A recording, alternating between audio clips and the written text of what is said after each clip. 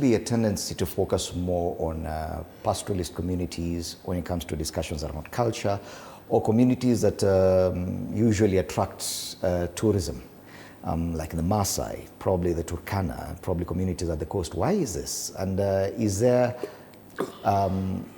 it intentional to target those ones? I think from the government perspective, we are for inclusive growth and development of all cultures, irrespective of whether they are from the pastoralist communities. But there is a perception that those cultures are still very rich. They can be a magnet for tourism, hence the focus there. But it is also their own initiatives as county governments to promote their cultural heritage. So it's not a deliberate government policy to promote communities in pastoral areas, but it is also a fact that communities in pastoral areas have been marginalized for many years. You are of course aware of a sessional paper number 5 of 1963 that favor development in the more highly productive regions of maybe central Kenya, parts of the Rift Valley. Hence, certain counties, certain communities were left behind.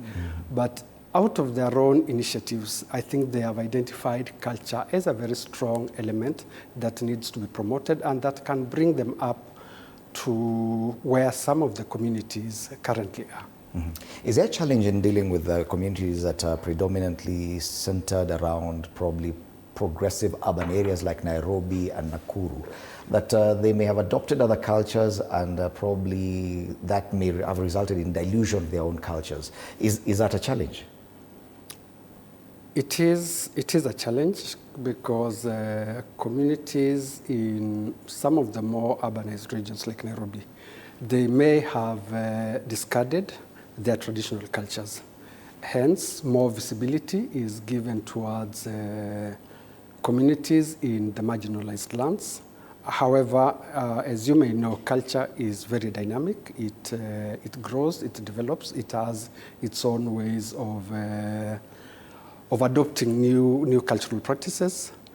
And contemporary culture is part of culture, and it is something that we must appreciate. And it is as a result of that, for instance, that Nakuru City has been recognized as a World Creative City of the arts. I think about 2 weeks ago, Kisumu was also granted that status of World Creative City for music. And part of that music, Benga music, as well as their own traditional music. So I think even in the more urbanized areas, including Nairobi, we have elements of contemporary culture that are very strong and that can be packaged and sold as a product and service to other countries. Are there